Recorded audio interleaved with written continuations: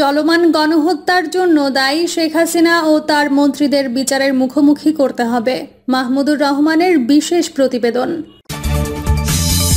এবং সর্বশেষ জানাবো, বিডিআর বিদ্রোহে হাসিনাকে উদ্ধারে প্যারাট্রুপার প্রস্তুত রেখেছিল ভারত।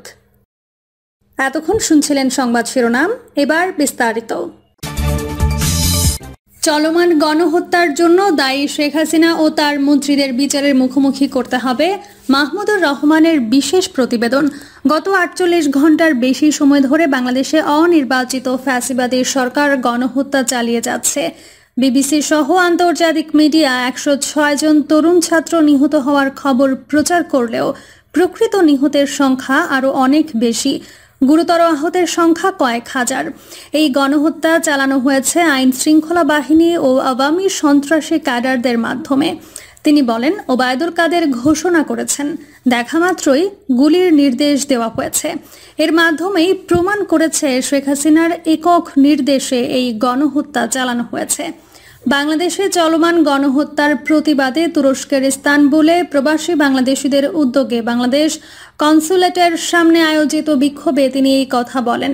সাধারণ ছাত্রছাত্রীরা চাকুরিতে মেধাকে পাশ কাটিয়ে অন্যায্য কোটা পদ্ধতির বিরুদ্ধে প্রতিবাদ বিক্ষোভ করছিলেন। শান্তিপূর্ণ এই আন্দোলনের বিরুদ্ধে শেখ হাসিনা তার দলীয় সন্ত্রাসী অস্ত্রধারী ক্যাডার ও আইন শৃঙ্খলা বাহিনীকে লেলিয়ে দিয়েছে।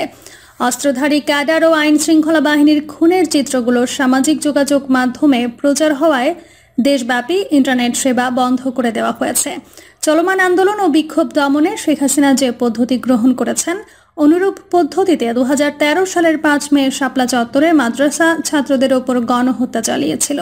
তিনি বলেন, শেখ হাসিনার সরকারকে টিকিয়ে রেখেছে ভারত। ভারতের বর্তমান হিন্দুত্ববাদী সরকার প্রধান নরেন্দ্র মোদীও গুজরাটে একইভাবে মুসলমান নারী শিশুদের ওপর গণহত্যা চালিয়েছিলেন। তিনি বলেন, বাংলাদেশে বর্তমান পরিস্থিতিতে ফিলিস্তিনের গাজায় ইসরায়েলি বাহিনীর গণহত্যার সাথে তুলনা করা চলে। পশ্চিমা দেশগুলোর সহযোগিতা ও সমর্থনে গাজায় ইসরায়েলি বাহিনী ফিলিস্তিনের মুসলিম নারী শিশুদের নির্বিচারে গণহত্যা চালাচ্ছে। একইভাবে শেখ হাসিনাও দেশের তরুণ ছাত্রছাত্রীদের ওপর গণহত্যায় মেতে উঠেছে। পশ্চিমা দেশগুলো মুখে গণতন্ত্র এবং মানবাধিকারের কথা বললেও মুসলিম দেশগুলো নিয়ে তারা ডাবল স্ট্যান্ডার্ড অবস্থান নিয়েছেন। মিশরে গণতান্ত্রিকভাবে নির্বাচিত ডক্টর মুরসির সরকারকে উৎখাত করে ফ্যাসিবাদী স্বৈরশাসক বসিয়েছে। বাংলাদেশে ঢাকা, চট্টগ্রাম, রাজশাহী ও সিলেট, কুমিল্লা সহ প্রধান প্রধান শহরগুলোতে বিক্ষোভে অংশ নেওয়া স্কুল, কলেজ ও বিশ্ববিদ্যালয়ের কিশোর তরুণ ছাত্রছাত্রীদের ওপর পুলিশ, র্যাব, বিজিবি ও ছাত্রলীগের সন্ত্রাসীদের হামলা চালাতে দেখা গেছে। এমনকি এসব সন্ত্রাসীরা হাসপাতালে প্রবেশ করে আহত ছাত্রদের ওপর হামলা চালিয়েছে। আন্তর্জাতিক কমিউনিটি ও মুসলিম দেশগুলোর প্রতি আহ্বান জানিয়ে তিনি বলেন, বাংলাদেশের চলমান গণহত্যা বন্ধে এখনই কার্যকর উদ্যোগ নিতে হবে। নিরীহ ছাত্রছাত্রীদের ওপর চালানো গণহত্যার জন্য দায়ী শেখ হাসিনা, তার স্বরাষ্ট্রমন্ত্রী আসাদুজ্জামান, আইনমন্ত্রী আনিসুল হক সহ দায়ী ব্যক্তিদের বিচারের আওতায় আনার ব্যবস্থা করতে হবে। আইন শৃঙ্খলা বাহিনীর চিহ্নিত অফিসারদেরও এই গণহত্যার জন্য বিচারের মুখোমুখি করতে হবে। তিনি বলেন, মানবতা বিরোধী এই অপরাধ বন্ধ এবং মানুষের অধিকার প্রতিষ্ঠায় আন্তর্জাতিক কমিউনিটি এবং মুসলিম দেশগুলো কূটনৈতিক ও অর্থনৈতিক চাপ প্রয়োগ করতে পারে। বিডিআর বিদ্রোহে হাসিনাকে উদ্ধারে প্যারাট্রুপার প্রস্তুত রেখেছিল ভারত। ২০০৯ সালের ২৬ ফেব্রুয়ারি বিকেল ৫টায় নির্দেশ পৌঁছালো। ওই দিন ভারতীয় সেনাবাহিনীর প্যারাশুট রেজিমেন্টের অগ্রবর্তী দলের দায়িত্বে ছিলেন মেজর কমলদীপ সিং সাধু। মাত্রই সক্রিয় করা হয়েছে জরুরি সংকেত। সম্মুখ সারির একাধিক প্যারাট্রুপার দলকে মোতায়েনের জন্য প্রস্তুত থাকতে বলা হয়েছে। ২৪ ঘন্টায় জরুরি মোতায়েনের জন্য পুরো ১ ব্যাটালিয়ন সৈন্যধারী একটি স্ট্রাইক ফোর্স প্রস্তুত রাখে ভারত। এদেরকে ভারতের ক্ষমতা প্রক্ষেপণের অগ্রবিন্দু হিসেবে গণ্য করা হয়। আগের রাতেই অনুরূপ একটি জরুরি সংকেত সক্রিয় হয়ে পড়ে এবং বাতিল হয়ে যায়।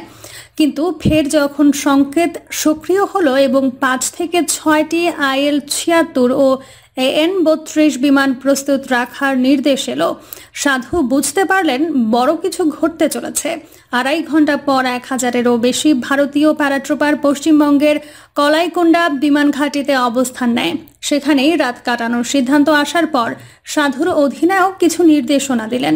বাংলাদেশের সীমান্ত রক্ষাকারী বাহিনী বিডিআর এর সদস্যরা বিদ্রোহ করেছে। সেনাবাহিনী থেকে আগত উচ্চপদস্থ কর্মকর্তা ও তাদের পরিবারের সদস্যদেরকে হত্যা করেছে। সদ্য নির্বাচিত প্রধানমন্ত্রী শেখ হাসিনা, যিনি তখন প্রতিরক্ষা মন্ত্রণালয়ের দায়িত্বেও ছিলেন, তিনি হুমকির মুখে পড়েছেন। তিনি আর সেনাবাহিনীর সমর্থনের উপর নির্ভর করতে পারছে না। তিনি ভারতের কাছে সাহায্য চেয়েছেন এবং সেই জন্যই আমরা বিমান ঘাঁটিতে অবস্থান নিয়েছিলাম। নতুন নির্দেশের জন্য অপেক্ষা করছিলাম, স্মৃতি হাতরে জানালেন সাধু। আর ঢাকায় অবতরণের পর যে কোনো পরিস্থিতির জন্য প্রস্তুতি নিচ্ছিলাম। নয়াদিল্লি, ঢাকায় ভারতীয় কূটনীতিকদের নিরাপত্তা দিয়ে উদ্বিগ্ন ছিল। যদি সহিংসতা বৃদ্ধি পায় তবে এই কূটনীতিকরাও হামলার মুখে পড়তে পারেন। ঠিক একই মুহূর্তে সেনা কর্মকর্তাদের ওপর বাংলাদেশের ইতিহাসের সবচেয়ে নৃশংস হত্যাযজ্ঞটি চলছিল। হত্যাকাণ্ড শুরু হওয়ার পরপরই হাসিনা তার নিকটতম মিত্র নয়াদিল্লির শীর্ষ কংগ্রেস নেতা, সদ্য নিযুক্ত অর্থমন্ত্রী প্রণব মুখার্জিকে ফোন করলেন। ঘটনা শোনার পর মুখার্জি সাড়া দেওয়ার প্রস্তুতি দিলেন। ঢাকা থেকে সাহায্যের অনুরোধের প্রেক্ষিতে প্যারাট্রুপার মোতায়েনের ইন্তেজাম করা হলো। পাশাপাশি ভারতের পররাষ্ট্র সচিব শিবশঙ্কর মেনন হাসিনার পক্ষের সমর্থন নিশ্চিতের জন্য মার্কিন, ব্রিটিশ, জাপান ও চীনা দূতদের সঙ্গে জরুরি ভিত্তিতে যোগাযোগ শুরু করলেন। কলাইকুণ্ডার পাশাপাশি জরহাট ও আগরতলাতেও প্যারাট্রুপার প্রস্তুত রাখা হলো। নির্দেশ এলে ভারতীয় সেনারা 3 দিক থেকে বাংলাদেশে প্রবেশ করত। উদ্দেশ্য ছিল জিয়া আন্তর্জাতিক বিমানবন্দর ও তেজগাঁও বিমানবন্দর দখলে নেওয়া। পরবর্তীতে প্রধানমন্ত্রীর বাসভবন, গণভবনের নিয়ন্ত্রণ নিয়ে হাসিনাকে নিরাপদ স্থানে সরিয়ে নেওয়া হতো। অভিযানের দায়িত্বপ্রাপ্ত ব্রিগেড কমান্ডার সক্রিয় যুদ্ধের সময় ব্যবহার্য প্রথম ধাপের গোলাবারুদ বিতরণ শুরু করলেন।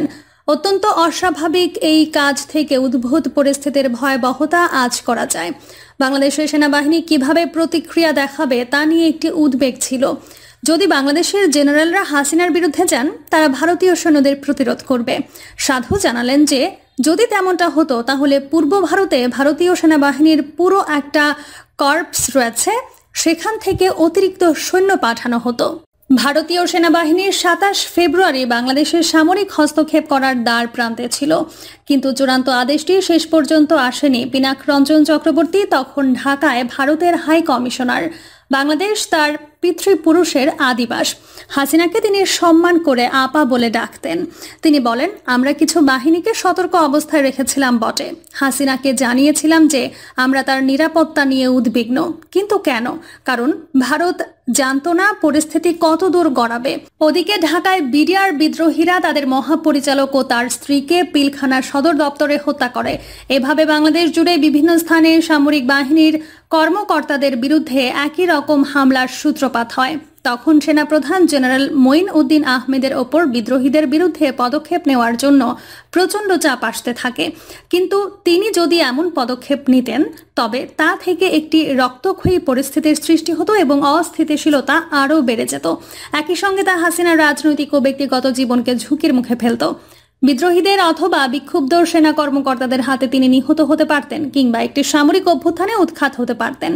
2007 সালে তিনি একবার গ্রেফতার হয়েছিলেন। একই ঘটনা আবার ঘটতে পারত। ভারত সেই ঝুঁকি নিতে চায়নি, তাই ভারত যা প্রয়োজন মনে করেছে তাই করেছে। ভারত তখন সেনাবাহিনী প্রধান মঈন আহমেদকে বল প্রয়োগ না করার জন্য হুমকি দেয়। যারা ওই সময়ে ক্ষমতার কাছাকাছি ছিল তারা আমাকে বলেছিল যে জেনারেল মঈনকে বলা হয়েছিল বল প্রয়োগ না করতে, অন্যথায় প্যারাট্রুপাররা 1 ঘন্টার মধ্যে ঢাকায় নেমে পড়বে, বলেন তৌহিদ হোসেন, যিনি তখন বাংলাদেশের পররাষ্ট্র সচিব ছিলেন। ভারতের ওই হুমকি কাগজে ছিল না। এই ঘটনাগুলো কিন্তু আসলেই ঘটছিল। প্রয়োজন হলে আমরা হস্তক্ষেপ করতাম। আমাকে এটা নিশ্চিত করেন ভারতীয় এক শীর্ষ কর্মকর্তা, যিনি পররাষ্ট্র ও নিরাপত্তা সংক্রান্ত সিদ্ধান্ত গ্রহণ প্রক্রিয়ায় জড়িত ছিলেন। শেষ পর্যন্ত প্যারাট্রুপার মোতায়েনের চূড়ান্ত সিদ্ধান্ত আসেনি, কারণ জেনারেল মঈন শেষ মুহূর্তে পিছিয়ে যান।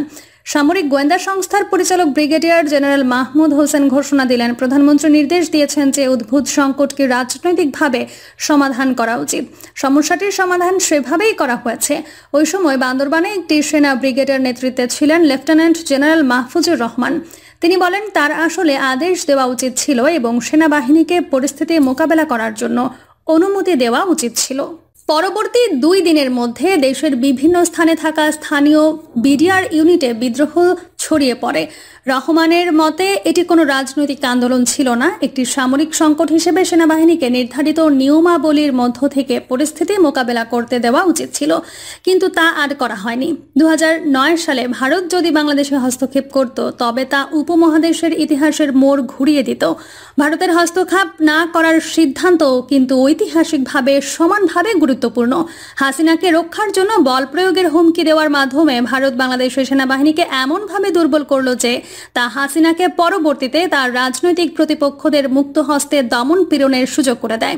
দ্বিতীয়বার ক্ষমতায় এসে হাসিনা প্রথমবারের মতো সেনাবাহিনীর কোনো প্রকার রাজনৈতিক চাপ থেকে মুক্ত হলেন সম্পূর্ণ ভারতের কৃপায়। নয়াদিল্লির এমন প্রতিক্রিয়ার পেছনে কি কারণ ছিল? ভারতের হস্তক্ষেপ বাংলাদেশের সার্বভৌমত্বের ওপর আঘাত হানত, পাশাপাশি ভারতের বিরুদ্ধে আধিপত্যবাদের যে দুর্নাম তা আরও পোক্ত হতো। প্রিয় দর্শক, এই ছিল এখনকার সর্বশেষ সংবাদ। আপডেট সব সংবাদ পেতে চ্যানেলটি সাবস্ক্রাইব করে বেল আইকনটি ক্লিক করে রাখুন।